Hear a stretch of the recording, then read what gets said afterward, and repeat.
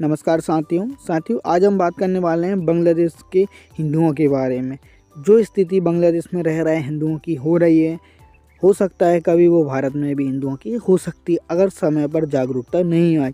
क्योंकि आप जानते हैं, मैं जानता हूं और पूरी दुनिया जानती है कि बांग्लादेश में हिंदू अल्पसंख्यक हैं, वहाँ पर मुस्लिम बहुसंख्यक हैं। ये सबसे ज़्यादा दिक्कत का विषय कब बन जाता है, जब पिछले साल शेख हसीना भारत में आ चुकी थी, क्योंकि वहाँ पर उनके द्वारा बांग्लादेशियों के द्वारा उनके खिलाफ़ आंदोलन किया गया है, जिस कारण से शेख हसीना को बांग्लादेश छोड़कर भारत में शरण लेनी पड़ी थी और वहाँ के अंतरिम प्रधानमंत्री के रूप में मोहम्मद यूनिस बन चुके थे और अभी वर्तमान में वो ही हैं। अभी चुनाव नहीं हुए वहाँ पर।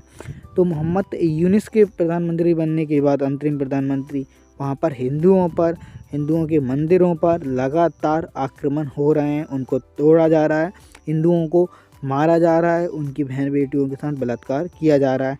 Hindu have right to live. जी हाँ दोस्तों, हिंदुओं को भी रहने का और जीने का अधिकार है बांग्लादेश में, क्योंकि वहाँ पर सिर्फ और सिर्फ हिंदुओं को टारगेट किया जा रहा है, उनके मंदिरों को तोड़ा जाता है।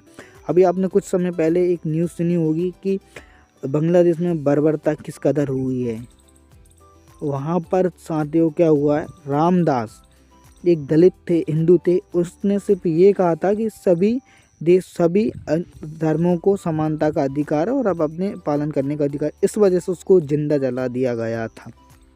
इस वजह से हिंदुओं ने नेपाल में कड़ा प्रोटेस्ट किया है। हिंदुओं ने बांग्लादेश के खिलाफ वहाँ पर प्रोटेस्ट किया है, सेव हिंदू टेम्पल। ये आंदोलन रोज़ ना कहीं ज़रूर होते हैं, पर इससे मोहम्मद यूनिस सरकार को कुछ फ़र्क भी नहीं पड़ता है।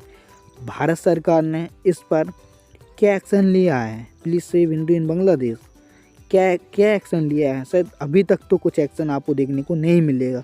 हाँ, अभी आपने एक बयान ज़रूर सुना होगा कि अमित शाह जी का एक बयान आया है कि बांग्लादेश और भारत का बॉर्डर बांग्लादेशी हिंदुओं के लिए खोल दिया गया है, आप आइए यहाँ पर, आप यहीं पर रहिए। सेव हिंदू इसलिए ज़रूरी है। बांग्लादेश में जो हिंदुओं के साथ हो रहा है वो आखिर क्यों हो रहा है? काश अगर वही भारत में रह रहे मुस्लिमों के साथ होता तो पूरी दुनिया, ह्यूमन राइट्स, यूएन सब भारत के पीछे पड़ जाते। लेकिन ह्यूमन राइट्स चुप है, पूरा बॉलीवुड गैंग चुप है, पूरे खान चुप हैं, सब चुप हैं, विपक्ष चुप है। इवन मैं ये भी कहूँगा भारत सरकार खुद चुप है अभी इस मुद्दे पर क्यों? आपको बोलना पड़ेगा।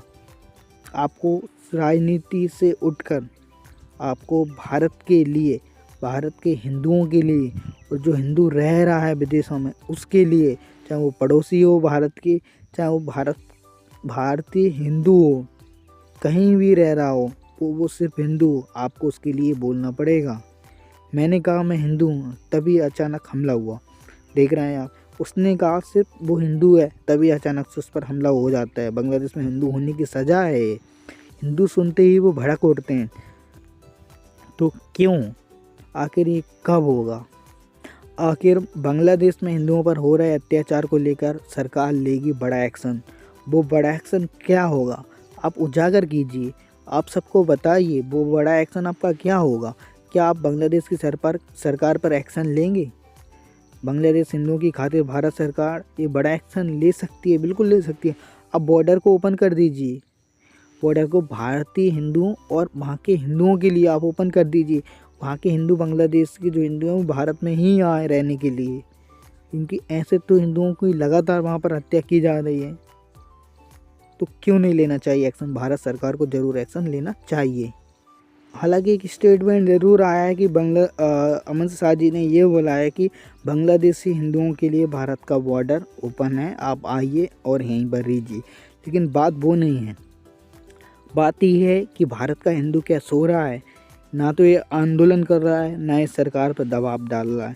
अगर भारतीय ही सरकार पर दबाव डालते हैं तो सरकार कहीं ना कहीं अंतर्राष्ट्रीय प्रेशर खड़ा करेगी। और क्यों नहीं करना चाहिए? वहाँ पर हिंदू मर रहे हैं, आप क्या कर रहे हैं?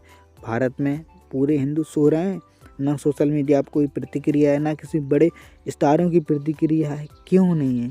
आनी चाहिए। क्या हिंदू यही है, मरता रहे हिंदू? साथियों अगर आपको ये वीडियो अच्छी लगी तो हमारे चैनल को सब्सक्राइब करना ना भूलें और ऐसे ही वीडियो देखने के लिए आप हमसे जुड़े रहें। मैं आपको पल पल की अपडेट देता रहूँगा। धन्यवाद साथियों।